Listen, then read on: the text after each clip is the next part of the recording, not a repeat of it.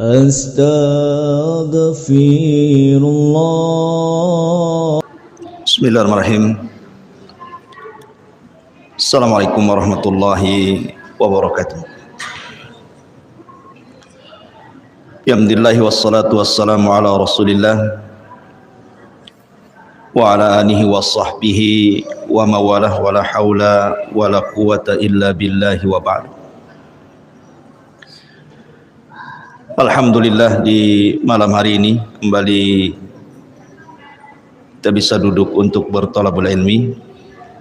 Salawat dan juga salam kita hadiahkan kepada Rasul kita Nabi besar Muhammad sallallahu alaihi wasallam.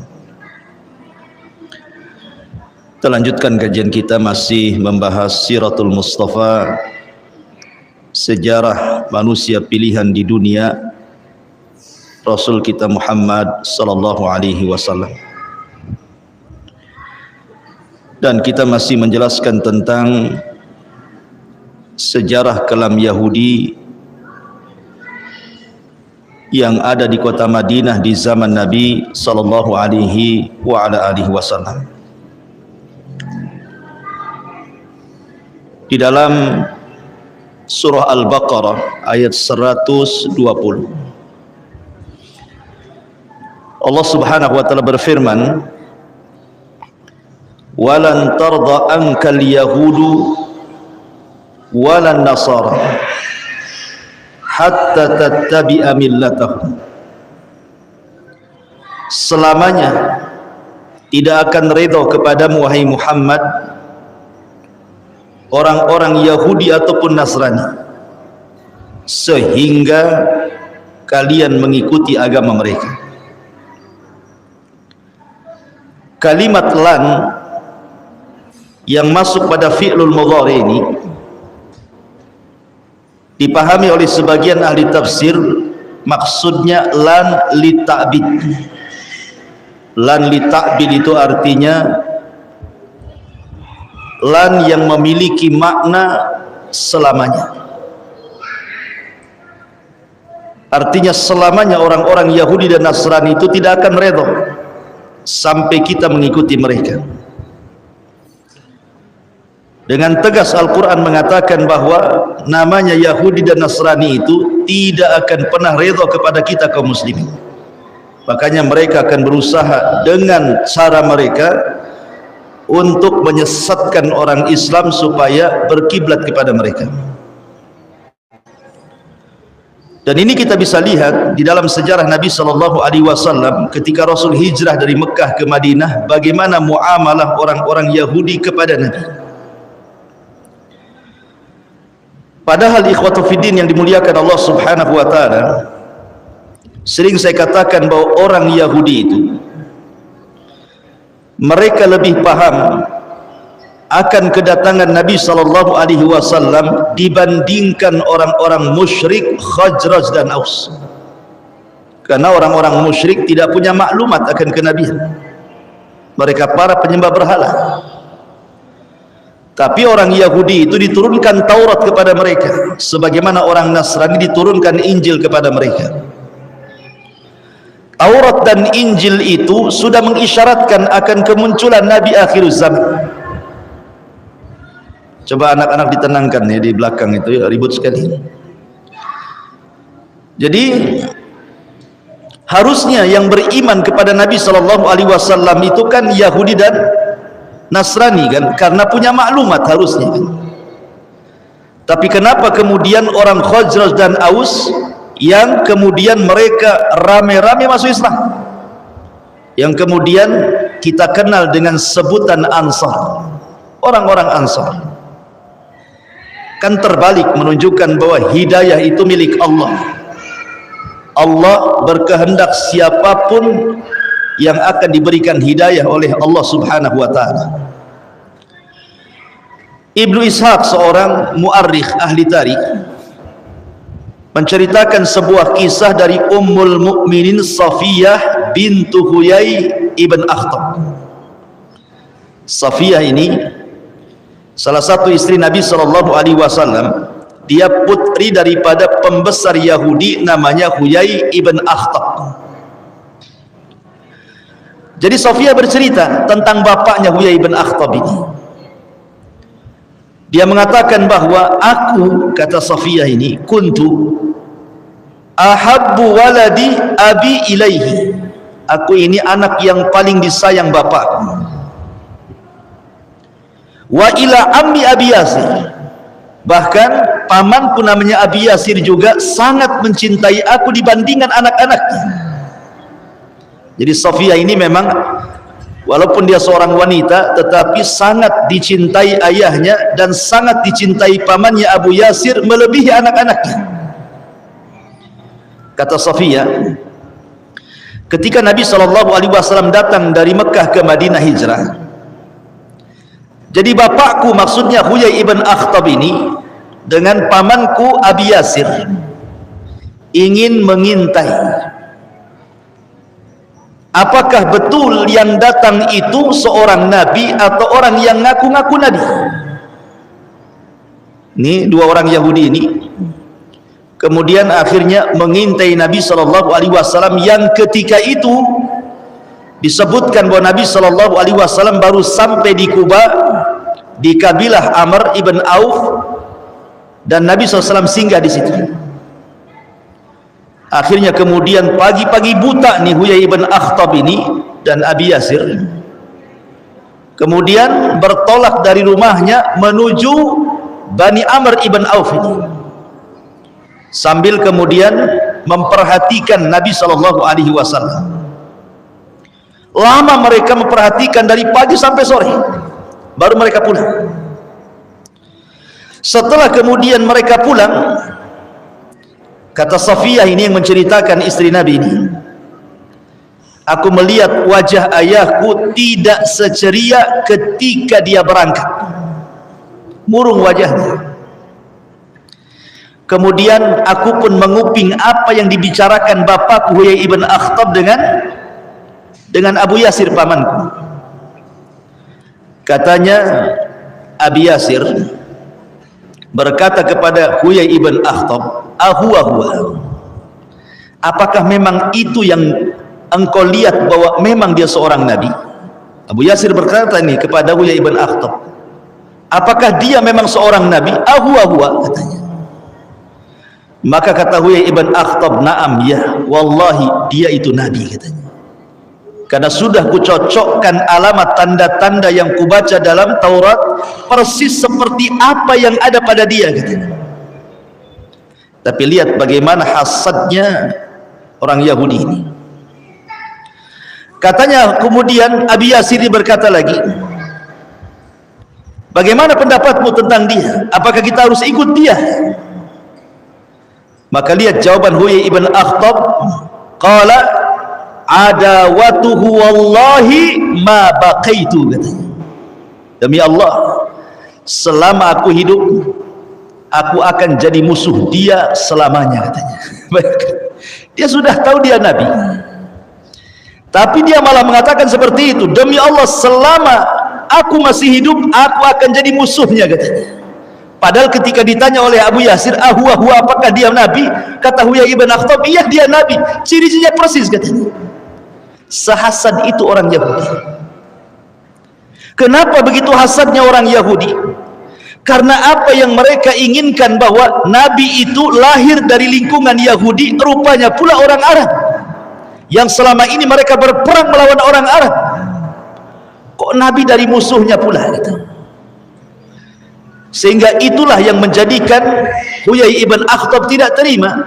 Padahal sudah jelas dia nabi, dicocokkan cara ciri-cirinya juga nabi, dan dia itu yakin nabi, tapi dia justru bersumpah akan menjadi musuh selama dia masih hidup. Ngeri orang Yahudi itu. Tahu kebenaran, akan tetapi kemudian dilanggar kebenaran itu. Ma'asyiral muslimin yang dimuliakan Allah Azza wa Jalla. Ditambah-tambah, ketika Nabi SAW sampai di kota Madinah, banyak turun ayat kepada Rasul dari ayat-ayat Al-Quran yang kemudian menyingkap borok-borok orang Yahudi, sehingga kemudian orang-orang Yahudi tidak terima, makin hasad dia. Bukannya kemudian diluruskan itu makin benar, makin hasad. Contoh, Orang Yahudi menganggap Uzair itu anak Tuhan. Wa qalatil yahudu Uzairun ibnullah. Orang-orang Yahudi berkata dalam surah At-Taubah bahwa Uzair itu anak Allah. Datang Rasul dan membantahnya, qul huwallahu ahad. Katakan Allah itu esa, lam yalid walam yulad, dia tidak melahirkan dan tidak dilahirkan. Rontoklah akidah Yahudi yang mengatakan Uzair itu anak Allah. Kemudian mereka mengatakan nahnu ahibbah ilallah, katanya kami ini orang-orang yang dipilih oleh Allah, kami ini orang-orang pilihan Allah. Itu pengklaiman orang Yahudi dari dulu sampai sekarang ini. Orang Yahudi itu menganggap bahwa mereka itu turunan Allah Azza wa Jalla. Nahnu abna'ullah wa ahibbah. Al-Quran mengatakan seperti itu. Kami ini anak-anak Allah dan kami orang-orang pilihan Allah. Datang Nabi SAW, kemudian turun ayat inna akramakum indallahi atqakum, bahwa Islam itu tidak membeda-bedakan manusia. Mau anda orang Arab, mau anda non-Arab, mau anda Bilal, mau anda Abu Bakar, Islam itu sama. Sementara orang Yahudi mengunggulkan dirinya. Orang Yahudi merasa mereka itu paling unggul. Datang Islam merontokkan tuh akidahnya. Islam itu semua sama. Dalam Islam itu tidak ada yang beda. Mau orang kaya dengan orang miskin, pejabat dengan rakyat, dalam Islam itu pandangannya sama. Kecuali barometernya adalah taqwallahi azza wa jalla, bertakwa kepada Allah subhanahu wa ta'ala. Kemudian orang-orang Yahudi itu taklid buta dengan padri-padri mereka. Apapun yang dikatakan padri mereka, itulah kebenaran. Datang Islam membatalkan taklid buta itu, bahwa kebenaran hanyalah milik Allah dan Rasulnya. Dari sini ma'asyiral muslimin yang dimuliakan Allah subhanahu wa ta'ala, gimana kuping Yahudi tidak panas coba kan? Setiap keyakinannya dirontokkan dengan Al-Quran. Sementara Allah subhanahu wa ta'ala menggambarkan bagaimana orang-orang Yahudi itu kecintaan mereka kepada dunia luar biasa, walaupun mereka miskin. Allah mengatakan dalam Al-Quran, wala tajidannahum ahrasan nasi ala hayatin minal ladzina asyraku yawaddu ahaduhum law yu'ammaru alfasanatin wa ma huwa bimuzahzihi minal azab an yu'ammar wallahu basirum bima ya'malun. Dan sesungguhnya kamu tidak akan mendapati mereka, manusia-manusia yang paling rakus terhadap kehidupan dunia, melebihi mereka, baik orang-orang Yahudi ataupun orang-orang musyrik. Masing-masing mereka ingin agar diberikan umur 1000 tahun, padahal umur panjang itu sekali-kali tidak akan menjauhkan mereka dari azab Allah, dan Allah Maha mengetahui apa yang mereka kerjakan. Jadi orang Yahudi itu ikhwatu fiddin, miskin-miskinnya mereka, maka mereka orang yang paling menyembah dinar dan dirham, dan mereka orang yang paling menyombongkan diri, sehingga orang Yahudi menganggap di luar Yahudi itu seperti binatang. Dan itu disebutkan dalam muktamar-muktamar mereka. Sampai hari ini kita ini dianggap binatang oleh orang-orang Yahudi itu. Tidak ada kimah bahasa Arabnya, tidak ada nilainya di mata mereka. Makanya wajar kalau seandainya di zaman Nabi SAW Yahudi itu su'ul adab, buruk adabnya, baik kepada Allah, baik kepada Rasulullah, baik kepada kalamullah Al-Quranul Karim. Saya akan sebutkan 3 kisah yang berkaitan dengan su'ul adab itu. Kisah yang pertama, bagaimana buruk akhlaknya orang-orang Yahudi itu kepada Allah. Ma'asyiral muslimin yang dimuliakan Allah Azza wa Jalla, dikisahkan oleh Abdullah ibn Abbas radhiyallahu anhuma tentang kisah Abu Bakar Siddiq radhiyallahu anhu. Jadi suatu ketika kata Abdullah ibn Abbas radhiyallahu anhuma, dakhala Abu Bakrin as-Siddiq radhiyallahu an baita al-midras. Suatu ketika Abu Bakar berjalan-jalan kemudian masuk ke perpustakaannya orang Yahudi. Jadi di situ tempat markasnya orang Yahudi belajar, midras namanya. Fawajada min Yahud nasan katsiran wa qad ijtama'u ila rajulin minhum yuqalu lahu Finhas. Tiba-tiba Abu Bakar Siddiq radhiyallahu anhu melihat kok ramai orang-orang Yahudi di situ sedang belajar kepada seorang padri yang namanya Finhas. Yahudi ini, rahib ini namanya Finhas. Kana min ulama'ihim wa akhbarihim. Si Finhas ini termasuk ulama Yahudi dan termasuk ahli ibadahnya dari kalangan Yahudi. Wa ma'ahu habrun yuqalu lahu Asya'. Dan di samping Minhas ini ada seorang padri juga namanya Asya'. Jadi ada dua di situ padri yang sedang mengajar. Satu namanya Finhas, satu namanya Asya'. Dua-duanya tokoh besarnya Yahudi. Dan manusia berkumpul kepada Asya'. Jadi Abu Bakar Siddiq radhiyallahu an mendatangi Finhas, pembesar Yahudi ini. Kemudian mengatakan, "Waihaka ya Finhas, ittaqillah wa aslim. Fa wallahi innaka la ta'lam anna Muhammadan Rasulullah qad ja'akum bil haqqi min indillah tajidunahu maktuban indakum fit Taurati wal Injil." Lihat keberanian Abu Bakar. Ya. Dia datang kepada pendeta Yahudi. Apa kata Abu Bakar? "Wahai Finhas, celaka engkau. Masuklah kau ke dalam Islam. Demi Allah, bukankah engkau sudah tahu bahwa Muhammad adalah utusan Allah dan sungguh telah datang kepada kalian kebenaran dari sisi Allah yang kalian ketahui dan ditulis di dalam kitab kalian Taurat dan Injil bahwa Muhammad itu Rasulullah. Masuklah kau ke dalam Islam." Masuk ke lingkungan Yahudi langsung ngomong gitu Abu Bakar. Kamu kan sudah tahu bahwa Muhammad itu Rasulullah dan itu berdasarkan kitab kalian. Kenapa kalian tak masuk Islam? Itu maksudnya. Akhirnya kemudian Finhas mengatakan kepada Abu Bakar, "Wallahi ya Abu Bakrin, demi Allah wahai Abu Bakar, ma bina ilallahi min faqrin wa innahu ilaina la faqiran." Abu Bakar, kami tidak berhajat kepada Allah. Allah yang berhajat kepada kami. Ya bayang, di mana Abu Bakar? Dia mengatakan apa? Kami tidak butuh dengan Allah Tuhanmu. Dia Tuhanmu yang butuh dengan saya, katanya. Wa man tadarra ilaihi kama yatadarra ilaina. Sebagaimana bukan kami yang harus meminta doa kepada dia, dia harus meminta kepada kami, katanya. Di Bali itu kurang ajar di Bali. Ya. Allah dihina sama orang Yahudi. Akhirnya kemudian orang Yahudi ini ingin membuat syubhat. Kenapa dia sampai ngomong begitu?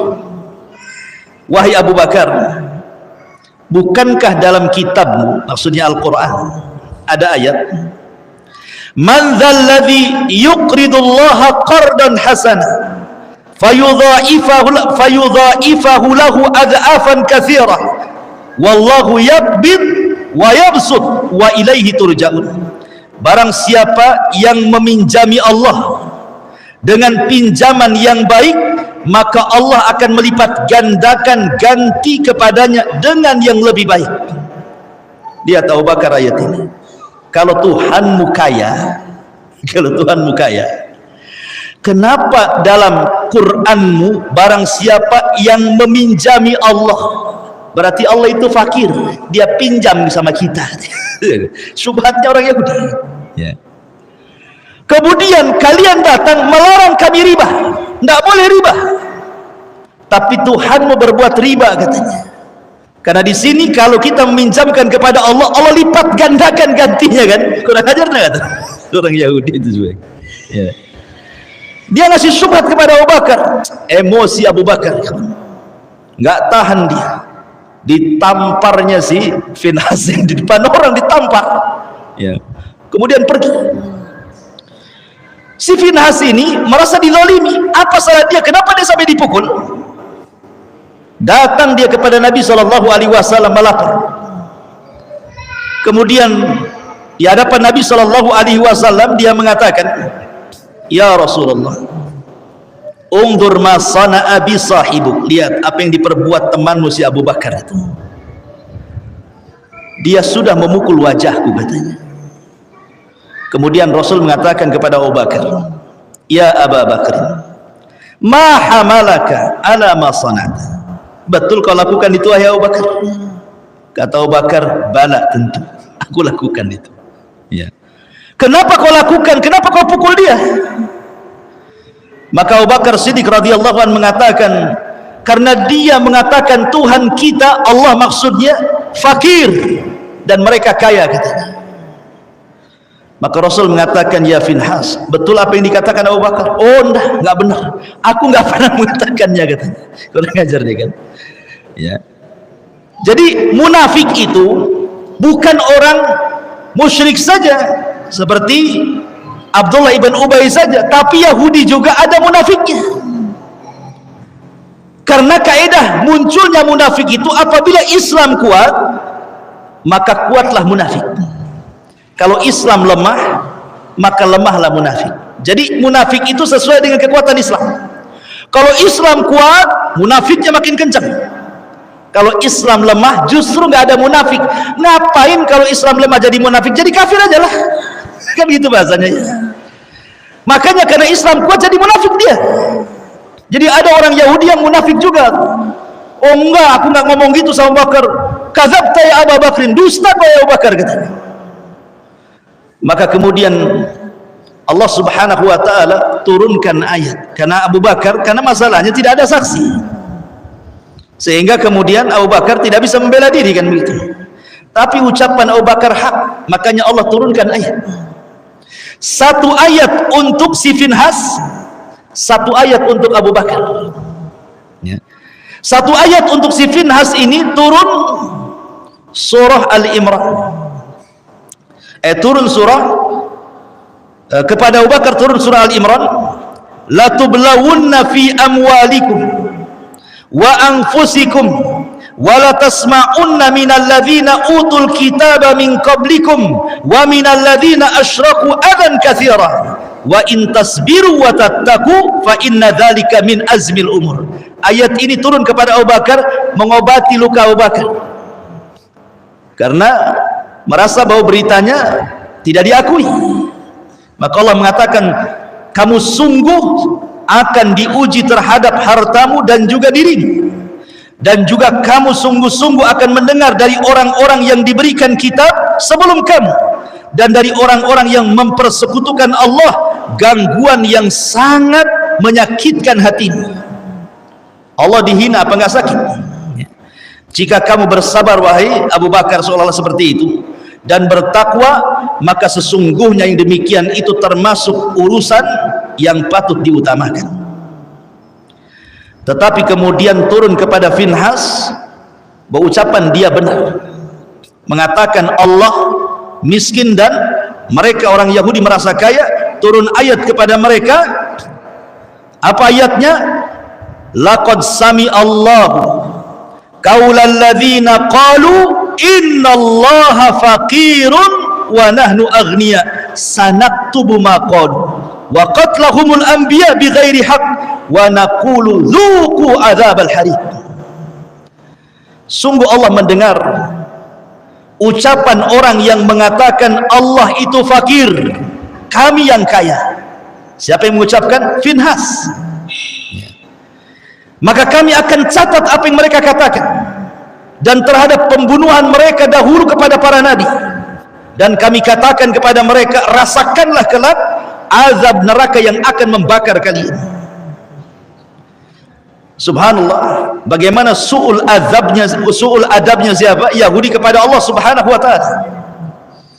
Dia mengatakan Allah fakir, mereka pula kaya. Ini satu kisah bagaimana su'ul adab mereka kepada, banyak sebenarnya kisahnya, seperti mengatakan Allah bakhil, ya. Kemudian kisah yang kedua, bagaimana su'ul adab mereka kepada Nabi SAW. Ini dikisahkan di dalam kitab Sahihaini Bukhari Muslim, ketika Aisyah radhiyallahu anha bercerita. Jadi yang menceritakan di sini adalah Aisyah Ummul Mukminin radhiyallahu anha. Ada seorang Yahudi tiba-tiba mengucapkan salam kepada Nabi sallallahu alaihi wasallam dengan salam kematian. Assalamu alaikum ya Muhammad. Bukan assalamu alaikum. Assamu alaikum. Beda kalau assalamu alaikum dengan assamu alaikum. Kalau assalamu artinya selamat. Kalau assam itu artinya racun. Seolah-olah kalau diartikan assamu alaikum, mati aja kau Muhammad gitu bahasanya. Kalau assalamu alaikum, mudah-mudahan Allah Subhanahu wa taala berikan keselamatan kepadamu wahai Muhammad. Aisyah radhiyallahu anha Ummul Mukminin mendengar ucapan orang Yahudi ini, kemudian ngomong sama Nabi sallallahu alaihi wasallam. Ya Rasulullah, kata Aisyah, kenapa kau tidak jawab mereka dengan membalik kata-kata mereka? Bukankah mereka adalah abna'u al-khanazir, anak-anaknya babi katanya. Abna'ul khanazir, karena orang-orang Yahudi dikutuk menjadi kera dan babi, kan begitu ya. Kunu qiradatan khasiin, kan itu. Jadi Aisyah radhiyallahu mengatakan, kenapa kau tidak balas mereka? Bukankah mereka adalah abna'u al-qiradata wal khanazir, anak-anaknya kera dan babi, kata Aisyah. Apa kata Nabi SAW? Wahai Aisyah, jangan seperti itu. Islam tidak mengajarkan kekotoran bicara. Rasul mengajarkan adab. Jangan dibalas keburukan dengan keburukan, balaslah keburukan dengan kebaikan. Rasul ingin mentarbiah istrinya. Nah, harusnya antum gitu. Kalau istri sudah mulai gibah, antum tegurlah. Janganlah gibah. Jangan pula antum yang mancing. Cemana kondisi tetangga sebelah? Antum pula yang mancing. Antum yang tegur. Sudah. Nggak usah lagi cerita si anu dah. Masak aja. Ya. Jadi Aisyah radhiyallahu anha emosi Aisyah. Rasul itu nggak terpengaruh sebenarnya. Mau dicaci maki Rasul sudah biasa. Lebih parah lagi ketika dia berada di Mekah, kan gitu ya. Dikatakan gila, dikatakan tukang zina, biasa bagi Nabi. Apalagi hanya mengatakan assalamualaikum. Rasul itu tidak dimasukkan ke dalam hati. Dan ini tarbiyah bagi kita, kan. Kalau ada orang-orang yang mengucapkan kalimat buruk kepada kita, tidak perlu masuk ke dalam hati. Cukup masuk telinga kanan, melesat ke telinga kiri. Kalau perlu masuk ke telinga kanan, mental lagi, tidak sempat masuk otak. Jadi tidak sakit kali hati kita ini. Itulah tarbiyah Nabi. Akhirnya Nabi SAW mengatakan, sesungguhnya sudah ku jawab, tetapi dengan sebutan wa alaikum, kamu saja. Nah, gitu maksudnya. Jadi kalau mereka mengatakan mati aja kau Muhammad, kata Rasul wa alaikum, kau saja yang mati. Gitu maksudnya. Tidak perlu ditambah-tambah kalimatnya. Ya. Tapi lihat bagaimana su'ul adab di sini, kan. Jelek sekali mereka adabnya kepada Nabi SAW itu. Begitulah su'ul adabnya orang-orang Yahudi. Jadi kalau hari ini kemudian ada orang-orang yang mencela Rasul, menghina Rasul, istihza kepada Rasul, su'ul adab kepada Rasul, dengan mengatakan khamar minuman nabilah, kata subhanallah, na'udzubillah. Ma'asyiral muslimin yang dimuliakan Allah Azza wa Jalla. Kemudian yang ketiga, bagaimana su'ul adab mereka terhadap Al-Quran, terhadap Al-Quranul Karim. Ketika orang-orang Yahudi datang kepada Nabi SAW bertanya soal ruh, apa itu ruh? Maka Nabi terdiam, karena Nabi tidak punya jawaban.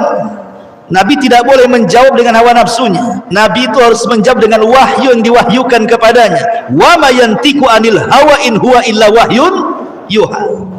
Rasul itu tidak pernah mengucapkan dengan hawa nafsunya. pasti setiap ucapannya wahyu yang Allah wahyukan kepadanya. Karena Allah yang mengatakan, "Lau taqawwala alaina ba'dal aqawil la akhadna minhu bil yamin thumma laqata'na minhul watin." Muhammad, kalau engkau berani, kata Allah, mengucapkan sebuah pendapat yang tidak bersumber dariku, kata Allah, ku tarik tangan kananmu, ku potong urat nadimu. Jadi Allah mengancam, ya, tidak boleh Rasul mereka-reka yang Allah tidak katakan.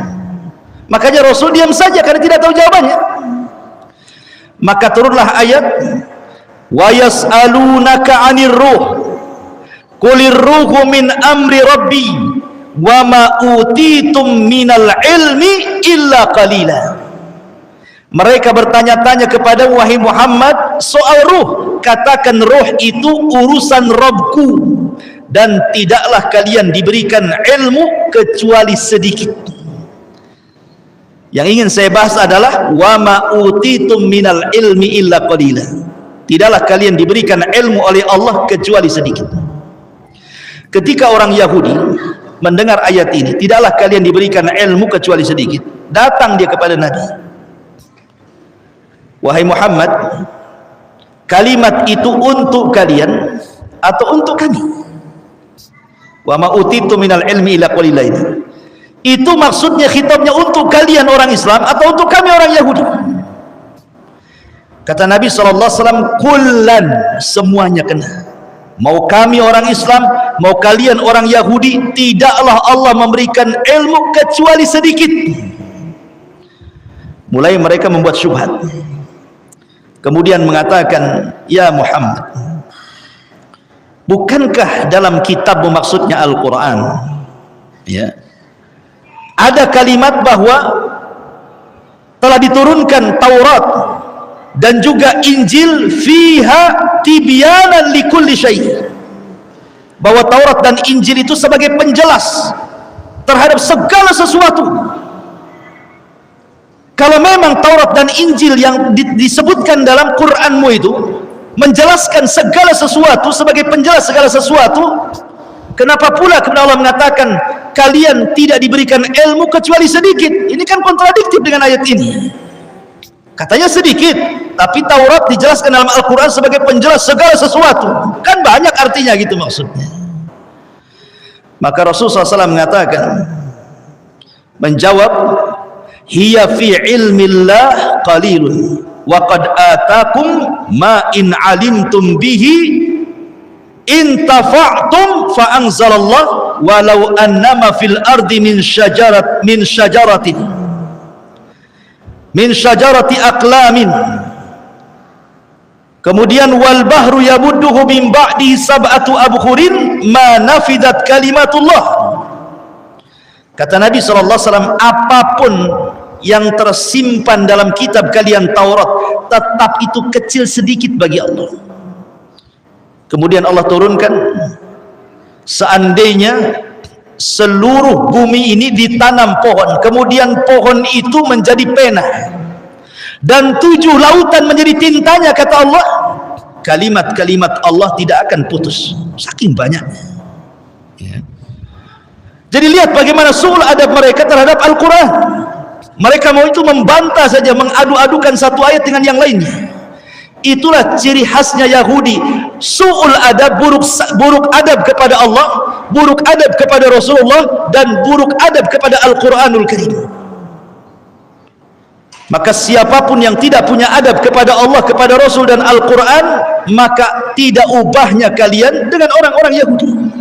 Karena itulah ciri mereka orang Yahudi, tidak punya akhlak terhadap Allah, terhadap Rasul, dan terhadap Al-Quranul Karim.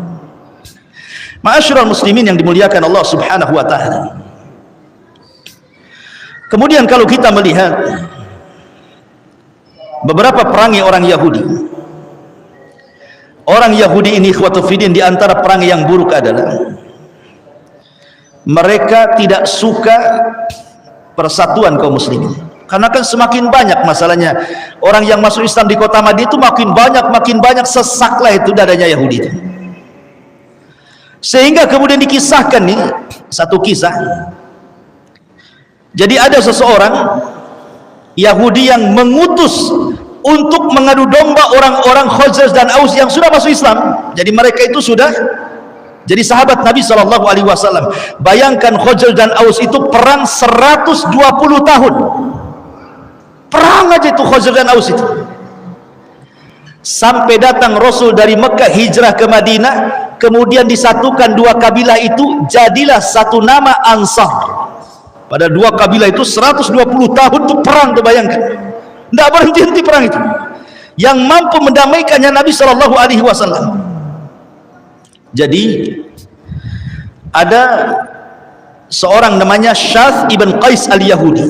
Syath ibn Qais al-Yahudi ini orang yang paling hasad, yang paling jahat dari orang Yahudi. Si Syath ini Ibn Qais al-Yahudi, karena dia adalah pembesar kekufuran, pembesarnya Yahudi.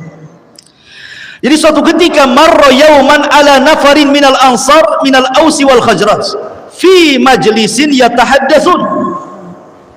Lewatlah si Syath ini, Ibn Qais ini, ke tempat yang dulu, tempat itu adalah tempat di mana orang Khazraj dan Aus itu suka musuh-musuhan.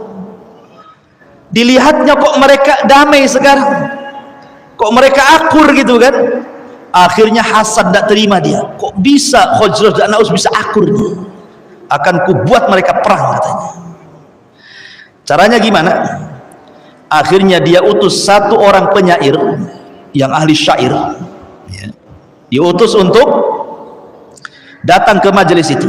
Apa kata Syath ibn Qais kepada penyair ini? Aku akan bayar kamu.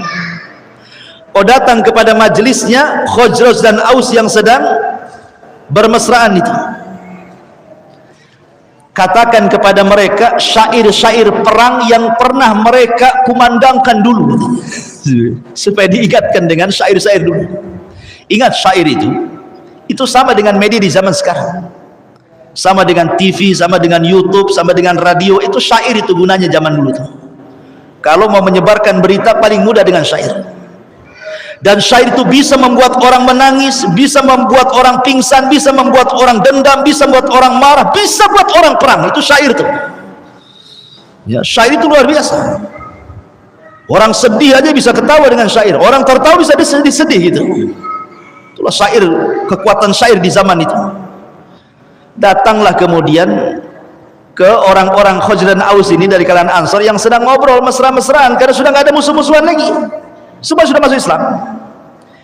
Ngobrol lah kemudian di tengah-tengah mereka, tiba-tiba dia melantunkan syair-syair lama, kenangan-kenangan lama ketika kedua kabilah ini perang. Bangkitlah emosi orang-orang Khazraj dan Aus ini.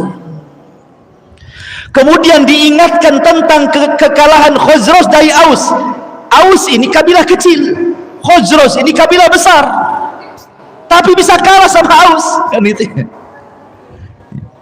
Jadi orang-orang Khazraj tidak terima, merasa kemudian direndahkan dengan syairnya itu. Masa kalian ini Khazraj negara besar kok kalah sama negara kecil gitu maksudnya. Emosi, akhirnya terbangkitkan emosi kedua kabilah ini. Mau perang, ambil pedang tuh, udah mau perang tuh, bayangkan. Sampailah kabar ini kepada Nabi SAW. Bergegas Rasul datang ke tempat itu karena sudah mau hadap-hadapan dengan pedang-pedang mereka. Kata Nabi SAW, atad'unal jahiliyah wa ana baina adhurikum ba'da idh akramakumullahu bil Islam wa qata'a bihi ankum amral jahiliyah wa allafallahu bainakum. Kata Nabi SAW, apakah kalian akan mengembalikan tradisi jahiliyah sementara aku di hadapan kalian? Allah sudah muliakan kalian dengan Islam, dan Allah sudah putuskan tradisi-tradisi jahiliyah yang jahat itu. Bahkan Allah sudah lembutkan kalian. Kemudian Rasul terus menasihati sampai akhirnya mereka melempar pedang-pedang mereka. Fabakau, mereka pun menangis semuanya, saling salaman, saling berpeluk. Kemudian Nabi SAW ikut menangis. Turunlah ayat surah Al-Imran ayat 99.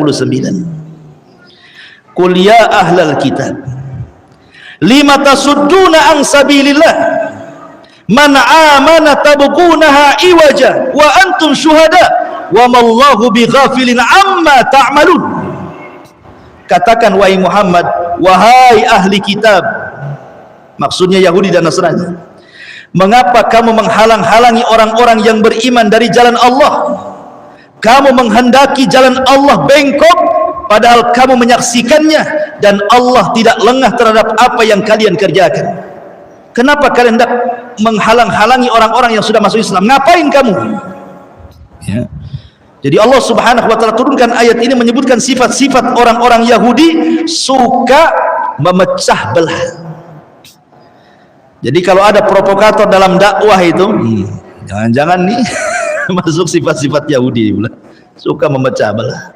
Karena orang Yahudi tidak suka kalau seandainya Islam berkembang, hasad dia. Ya. Ma'asyiral muslimin yang dimuliakan Allah Subhanahu wa taala, lihat bagaimana ketidaksukaannya orang-orang Yahudi kepada kaum muslimin yang ada di kota Madinah.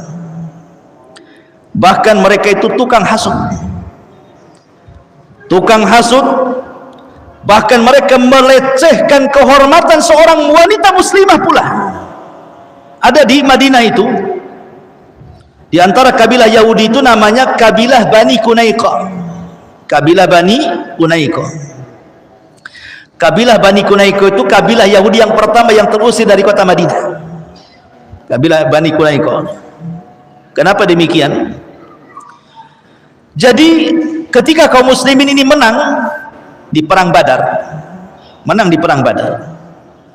orang Yahudi tidak suka, kemudian mengejek, ialah musuh kalian orang-orang musyrik, patutlah kalian menang, katanya. Coba kalau musuh kalian aku, orang Yahudi, kalah kalian. Kan kurang ajar tuh. Ialah musuhnya orang-orang itu, cobalah musuh perang sama kami, katanya. Udah kalah kalian. Sampai berita ini kepada Rasul. Ya, bayangkan. Ditambah-tambah kemudian Bani Qunaiqah ini mengutus utusan ke Quraisy. Untuk apa? Membangkitkan dendam kekalahan, supaya suruh balas. Kami akan bantu dari Madinah. Boleh bayangkan orang Yahudi kan, siasat mereka. Akhirnya kemudian sampai suatu ketika adalah wanita muslimah ke pasar, jual, membeli sesuatu, masuk ke dalam pasar. Kemudian dipaksa orang Yahudi untuk membuka cadarnya, membuka hijabnya, auratnya. Wanita ini tak mau, fa'abat, tak mau. Rupanya ketika wanita ini duduk, jilbabnya diikat di kursi. Dia tidak sadar kalau diikat. Pas bangun, ketarik, nampaklah auratnya. Menjeritlah wanita ini. Kemudian meminta pertolongan kepada kaum muslimin. Ada satu pemuda muslim ini enggak terima. Cari siapa yang mengikat kain wanita itu. Rupanya mengikat itu pemilik toko Yahudi. Langsung ambil pedang, tebas kepalanya, mati. Ketika kemudian, itu kan pasarnya Yahudi tuh, pasarnya Bani Qunaiqah, orang Yahudi semua di situ. Ketika kemudian ada seorang muslim ini membunuh, karena apa? Karena dia sudah melecehkan seorang, ini satu pasar nggak terima, dikejarnya orang muslim yang membunuh satu Yahudi ini, kemudian dihakimi rame-rame, mati juga. Sampai berita ini kepada Nabi SAW. Berarti Bani Qunaiqah ini sudah merobek perjanjian piagam Madinah. Ya, kan sudah ada piagam itu. Tidak boleh saling mendolimi, harus saling menjaga, dan begitu seterusnya kan. Ada 51 butir dalam piagam itu. Dan semua kemaslahatan dengan sangat adilnya dalam piagam itu. Betul-betul menerapkan syariat Islam. Berarti orang Yahudi sudah melanggar. Dari situ Rasul mempersiapkan pasukan, melucuti senjata orang-orang Bani Qunaiqah, kemudian diusir keluar dari Madinah. Akhirnya mereka tinggal di perbatasan Syam. Seperti itulah jahatnya orang-orang Yahudi kepada kaum muslimin di zaman Nabi sallallahu alaihi wa ala alihi wasallam. Ma'asyiral muslimin yang dimuliakan Allah Subhanahu wa taala. Kemudian juga di antara mereka ada yang berusaha untuk membuat fitnah. Dengan cara apa? dengan cara bagaimana kemudian mengolok-olok kaum muslimin sebagaimana yang sudah saya jelaskan tadi, sehingga mereka harus berpecah. Terkadang juga supaya orang-orang yang sudah masuk Islam ragu-ragu dengan keislamannya, jadi mereka membuat tasykik, keraguan. Cemana nih caranya? Orang-orang itu kembali kepada kekufuran mereka, balik lagi kepada kemusyrikan itu, jangan masuk ke dalam Islam. Caranya bagaimana? Membuat tasykik, membuat keraguan-raguan. Dengan cara apa mereka membuat keraguan-raguan? Dengan cara memperbanyak tanya kepada Nabi SAW. Jadi mereka itu caranya ada dengan cara mendebat di hadapan para sahabat. Nanti kalau Rasul tidak bisa menjawab, tengok Nabi kalian tidak bisa jawab.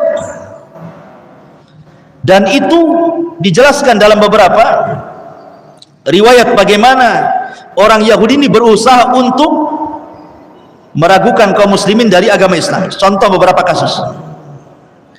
Ketika orang-orang Yahudi ditanya oleh Nabi SAW, man ahlun nar, siapa penduduk neraka, siapa penduduk neraka? Maka orang Yahudi mengatakan, nahnu, kami penduduk neraka, summa takhlufuna antum, tapi kami sebentar saja, habis itu kau penggantinya. Iya betul, kami penduduk neraka, tapi sebentar saja. Berapa hari? 40 hari saja. Makanya turun ayat, wa qalu lan tamassana an-nar illa ayyaman ma'dudat, katanya. Kalaupun kami harus masuk neraka, paling beberapa hari di neraka itu. Ada yang mengatakan 40 hari diambil dari kesalahan Bani Israel ketika ditinggal Nabi Musa mengambil Taurat, mereka menyembah patung anak sapi. Ya 40 hari itulah kesalahan kami, katanya. Habis itu kalian yang gantikan, kalian kekal di dalamnya, katanya. Maka Rasul mengatakan, kadzabtum, dusta kalian. Laqad alimtum anna la nukhlifukum, kalian sudah tahu enggak mungkin kami jadi ganti kalian di neraka, kalian akan dikekalkan di dalamnya. Makanya turun ayat, wa qalu lan tamassana nar illa ayyaman ma'duda qul attakhadtum indallahi ahdan fala yukhlifallahu ahdah am taquluna 'ala Allahi ma la ta'lamun. Mereka berkata, neraka tidak akan menyentuh kami kecuali beberapa hari saja. Ada yang mengatakan beberapa hari di sini, ada yang mengatakan 40 hari, ada yang mengatakan 1 minggu saja. Karena orang Yahudi meyakini bahwa umur dunia itu 7,000 sana, 7.000 tahun. Mereka mengatakan umur dunia itu 7.000 tahun. Wa anna Allah yu'adzibun nas fin nar bi kulli alfi sanatin min ayyamid dunya yawman wahidan. Dan Allah akan mengazab manusia di neraka setiap 1000 tahun, ya, dengan kehidupan dunia, maka akan dikecualikan 1 hari. Jadi kalau 7 kali berarti 7 hari saja, itu yang 1 hari milik kami, katanya. Kami tidak akan diazab 7 hari.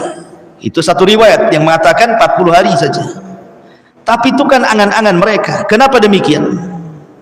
Orang-orang Yahudi itu menganggap ke mereka itu ahli jannah. Masalahnya mereka lah yang paling benar, yang paling dicintai Allah, manusia pilihan, dan mereka tidak mungkin dihinakan Allah. Tapi Allah Subhanahu wa taala katakan kepada mereka, kul in kanat lakumud daral akhirah indallah khalisatan min dunin nas fatamannawul mauta in kuntum shadiqin. Hei orang-orang Yahudi, seolah-olah begitu. Katakan ya Muhammad, hei orang-orang Yahudi, jika negeri akhirat di sisi Allah khusus untuk kalian, maksudnya kalau kalian mati pasti masuk surga, dan kalaupun masuk neraka hanya beberapa hari saja. Kalau memang kalian merasa menguasai surga, bercita-cita matilah kalian. Harusnya kan kalian bercita-cita mati, kan? Cepat mati, cepat masuk surga, kan begitu? Katakan ya Muhammad kepada mereka, kalau memang negeri akhirat di sisi Allah itu khusus untuk kalian saja, mintalah kematian kepada Allah segera kalian. Kalau kalian benar, supaya cepat mati masuk surga, kan begitu?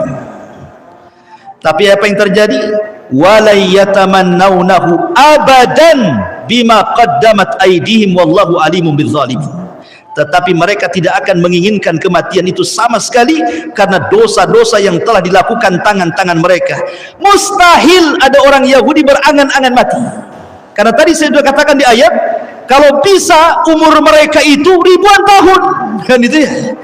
Berarti mereka itu hanya membuat syubhat di tengah-tengah kaum muslimin supaya kaum muslimin ragu-ragu dengan Islam. Mereka membuat bantah-bantahan kepada Rasul tentang Al-Quran. Begitulah wataknya orang-orang Yahudi. Ma'asyiral muslimin yang dimuliakan Allah Azza wa Jalla. Tetapi walaupun demikian, Nabi itu mengajarkan kepada kita tentang sifat kelembutan. Sudah tahu Yahudi itu jahat-jahat, kurang ngajar semuanya. Tetapi lihat muamalah Nabi SAW di kota Madinah. Padahal kan Rasul lebih kuat loh. Jadi dengan menggabungkan Khazraj dan Aus, kemudian kedua kabilah besar di Madinah ini masuk Islam, menjadi mayoritas jadinya. Jadi orang Yahudi makin sedikit, orang Islam makin banyak, kan begitu. Tapi Nabi SAW tetap berpegang kepada piagam Madinah. Kalau Rasul mau kan mereka diusir semua, kan? Tidak, ada perjanjian di situ. Lah di antara perjanjian itu, kaum muslimin tetap memberikan yang pertama hakul hayah. Diberikan hak hidup orang Yahudi. Bayangkan, diberikan hak hidup. Bahkan Rasul mengancam tidak boleh membunuh kafir dhimmi, ya, kafir yang satu atap dengan kita, tetangga kita, satu komplek, satu desa, nggak boleh dikasih kehidupan. Padahal mereka kan menjadi minoritas setelah datangnya Rasulullah, kan. Tapi Rasul tetap berpegang dengan perjanjian, masih diberikan hak hidup. Yang kedua, diberikan hak at-tamalluk. Mereka boleh menguasai harta mereka sendiri, mau berniaga sesuka mereka silahkan, tidak dirampas hartanya. Mereka bebas di kota Madinah, asal jangan keluar dari perjanjian saja. Kemudian juga hakul himayah wa difa. Kalau ada orang yang menyerang mereka, Islam membelanya. Orang apa tuh? Kamu kalau punya musuh di luar, mereka menyerang kamu, kami yang akan jadi bentengnya. Bayangkan, dikasih perlindungan lagi. Kemudian juga hakul adli, diberikan hak keadilan dalam muamalah. Bahkan Rasul SAW tidak suka dengan kezaliman. Kalau ada orang muslim mendolimi orang Yahudi, maka tetap orang muslim ini ditindak secara syariat Islam. Ya, seperti yang terjadi ketika seorang muslim membunuh dua orang Yahudi, maka dia harus bayar diat, kan. Itulah bedanya kalau orang kafir membunuh orang Islam, kisos. Kalau orang Islam membunuh orang kafir, diat. Ya, karena kehormatan seorang muslim, itu maksudnya. Tapi kalau muslim sesama muslim, ya kisos. Ini kan bandingannya muslim dengan kafir, kan itu. Akhirnya Nabi SAW mencari-cari untuk bayar diat. Karena sudah membunuh dua orang, berarti 200 ekor unta tuh. Kan satu orang 100 ekor unta tuh. Subhanallah, Rasul sampai minta kepada orang muhajirin, minta kepada orang ansor, minta kepada yang ada dalam perjanjian itu, suruh infak untuk bayar diat kepada orang yang sudah dibunuh kepada keluarganya. Sampai seperti itu Nabi SAW membela hak-haknya orang-orang kafir di situ. Tapi orang Yahudi tidak paham dengan ajaran Nabi. Ma'asyiral muslimin yang dimuliakan Allah Azza wa Jalla. Bahkan Rasul SAW pun terkadang mengunjungi, kalau ada orang sakit Yahudi itu dikunjungi. Sampai ada satu kisah, kan, ada orang Yahudi sakit, kemudian Nabi SAW mengunjungi orang Yahudi yang sedang sakit itu. Rupanya anak muda ini, Yahudi ini, dulunya pernah bekerja dengan Nabi, jadi dia tahu akhlak Nabi. Kata Nabi SAW, mau enggak kau masuk Islam? Rasul sudah tahu dia bakal mati. Maukah kau masuk Islam? Maka Yahudi ini kadang-kadang menatap wajah Rasul, kadang-kadang menatap wajah bapaknya. Takut dia dengan bapaknya mau mengucapkan syahadat itu. Entah gimana bapaknya justru mengatakan ati Abul Qasim, ikuti ucapan Abul Qasim, maksudnya Rasulullah. Maka Yahudi mengatakan asyhadu an la ilaha illallah wa annaka rasulullah, kemudian mati.